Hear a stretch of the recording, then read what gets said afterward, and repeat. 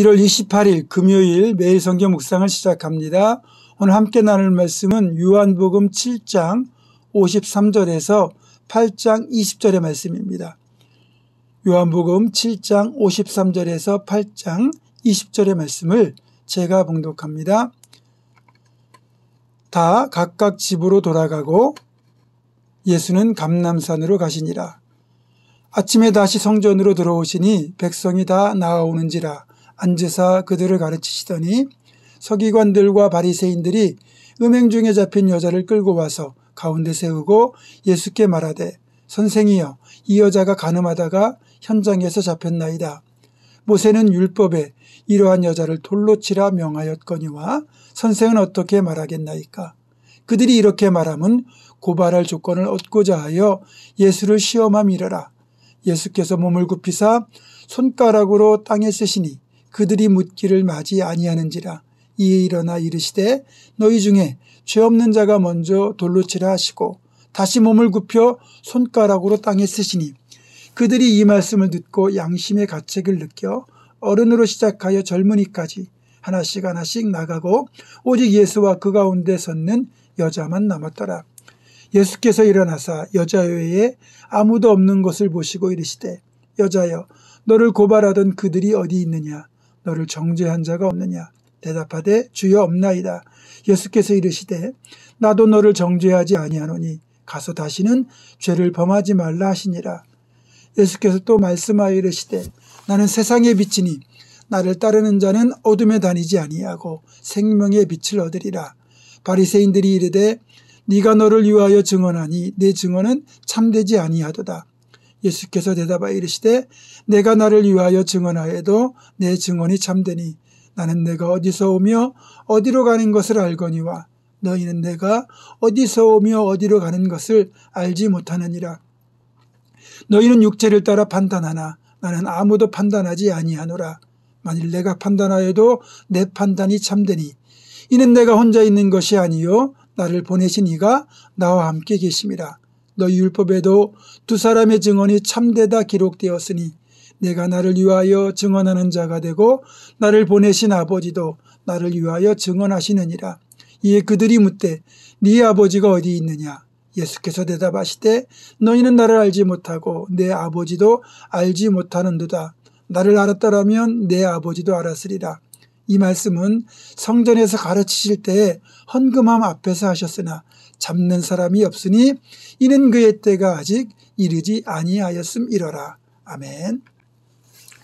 오늘 본문을 보면 예수께서 성전에서 가르치고 계실 때 소동이 하나 일어나는데 서기관들과 바리새인들이 음행 중에 붙잡힌 여인을 끌고 예수님 앞으로 온 겁니다. 여기에서 남자가, 그러니까 음행의 상대방인 남자가 누군지는 나타나 있지 않고 간음의 현장에서 여자만 혼자 끌려온 것처럼 보입니다. 여러분, 이 간음이라는 것은 분명히 쌍방이 존재합니다. 그런데 음행의 현장에서 잡혀온 사람은 여인 한 사람뿐이었음을 보면 이 여인은 외도하는 가정주부가 아니라 아마 몸을 파는 창녀였을 것으로 생각이 됩니다. 아마도 가난한 집에서 생계를 위하여 몸을 팔던 여인이 아닐까 이 생각이 들죠. 그래서 여자만 끌려온 것 같습니다. 이제 그 자리에서 유대인들은 예수님께 질문을 던집니다.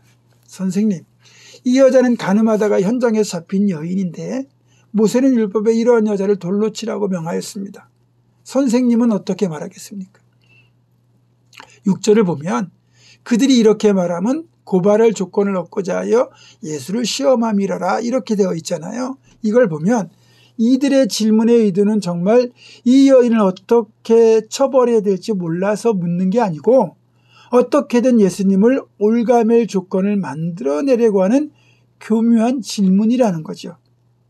모세 율법을 보면 반드시 음행을 저지른 자는 돌로 쳐 죽이라고 되어 있습니다. 만약에 예수님께서 이 여인을 죽이지 말라고 하면 모세 율법을 부정하는 것이 되는 거고 반대로 이 여인을 돌로 쳐 죽이라고 하면 당시 사람을 죽이는 권리는 로마 정부에만 있었기 때문에 로마의 법을 어기는 결과가 됩니다. 게다가 평소에 주님은 늘 사랑하라고, 서로 사랑하고 용서하라고 가르치셨는데 만약 여자를 죽이라고 말을 한다면 주님이 이제껏 말씀하셨던 사랑과 용서는 다 거짓말이라는 것이 되는 거죠. 결국 주님의 모든 가르침이 위선이 되는 겁니다. 이렇게 보면 주님은 죽이라고도 말하지 못하고 죽이지 말라고도 할 수 없는 아주 곤란한 처지. 그러니까 우리 장기로 말하면 외통수에 딱 걸리고 만 겁니다. 아마도 이 질문을 던진 뒤에 바리새인들과 서기관들은 속으로 음흉한 미소를 지으며 자신들의 계략에 스스로 감탄했을 겁니다. 어쨌든 주님께서 아무런 대답을 하지 않으니까 계속해서 그들은 주님이 대답하실 걸 요구합니다. 그제야 주님은 자리에서 일어나셔서 그들을 바라보신 뒤에 이렇게 말씀하셨습니다. 그렇다면 너희 중에 죄 없는 자가 먼저 돌로 치라. 놀랍게도요, 주님의 이 말씀은 그 자리에 있던 모든 사람들을 향하여 날카로운 비수가 되고 찔림이 되었습니다. 사실 예나 지금이나 세상적인 죄의 기준은 죄를 짓는 행위를 했느냐 하지 않았느냐가 아니죠. 그 죄를 짓는 행위를 했는데 들켰느냐 들키지 않았느냐가 죄의 기준이 됩니다. 도둑질을 하든 강도짓을 하든 심지어 살인을 하더라도 들키지 않으면 세상에서는 죄가 아닙니다. 오늘 이 여인은 세상 말로 들킨 것이고 또 여인을 향하여 돌을 들고 있는 이 바리새인들, 서기관들 역시 자신들의 행위가 들통이 나지 않았다 뿐이지 사실은 똑같은 죄를 저지르고 있던 사람들이었던 거죠. 주님의 말씀이 그들로 하여금 자신들의 추악한 내면, 죄의 모습을 들여다보게 만들었고 결국 양심의 가책을 받고는 나이 많은 사람들로부터 시작해서 젊은이에 이르기까지 손에 들었던 돌멩이를 다 땅에 떨어뜨리고는 도망치 그 자리를 떠나버렸습니다. 여인을 둘러싸고 있던 비판, 정죄, 죽음의 그림자가 다 사라졌죠. 그래도 여인은 고개를 들지 못하고 있었습니다. 그 여인을 향하여 주님이 말씀하시죠. 너를 정죄하던 자들이 다 어디 있느냐? 주님, 아무도 없습니다. 그러자 우리 주님 예수님께서는 11절에서 이 여인에게 결론을 내려주세요. 나도 너를 정죄하지 아니하노니 가서 다시는 죄를 짓지 말라. 영어 성경인 NIV에는 이렇게 번역이 되어 있거든요. Go now and live your life of sin. 그러니까 지금 당장 죄의 삶을 청산하라, 이런 번역이 되어 있습니다. 그러니까 주님께서는 이 여인의 과거의 죄는 더 이상 묻지 않겠다는 거예요. 대신에 용서받은 자로서의 합당한 삶을 살아가라고 강력하게 말씀하고 계신 거죠. 우리가 죄를 지을 수는 있습니다. 그러나 죄를 용서받았다면 정말 중요한 건 앞으로의 삶이라는 거죠. 베드로전서 4장 3절은 이렇게 말씀합니다. 너희가 음란과 정욕과 술취함과 방탕과 향락과 무법한 우상숭배를 하여 이방인의 뜻을 따라 행한 것은 지나간 때로 족하도다. 아멘. 그렇습니다. 우리가 죄를 지은 과거보다 더 중요한 건 같은 죄를 앞으로는 다시 짓지 않는 겁니다. 그것이 우리를 용서하신 주님의 용서와 그 사랑에 보답하는 길입니다. 자, 여러분, 죄를 질 수는 있습니다. 그러나 죄를 용서받고 난 뒤에는 다시는 죄를 짓지 않으려고 하는 몸부림이 필요합니다.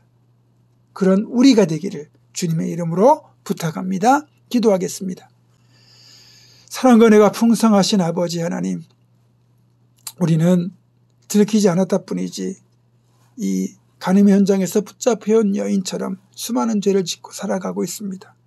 그런 우리를 주님은 용서해 주시며 부탁하십니다. 가서 다시는 죄를 짓지 말라. 그 말씀대로 정말 용서받은 주님의 자녀답게 정말 거룩하고 복되게 살아가려는 몸부림 우리에게 있게 하시고 죄를 짓지 않으려고 애쓰며 살아가는 우리가 되게 하여 주시옵소서. 예수님의 이름으로 기도하옵고 이제는 우리 주 예수 그리스도의 은혜와 하나님의 사랑과 성령의 교통하심이 나를 용서하신 주님의 그 사랑에 보답하여 정말로 죄를 멀리하는 삶을 살아낼 것을 결단하는 사랑 모든 성도들, 이들의 삶과 가정과 생업과 앞날과 우리 교회 위에 지금부터 영원토록 함께 하시옵기를 간절히 축원하옵나이다. 아멘.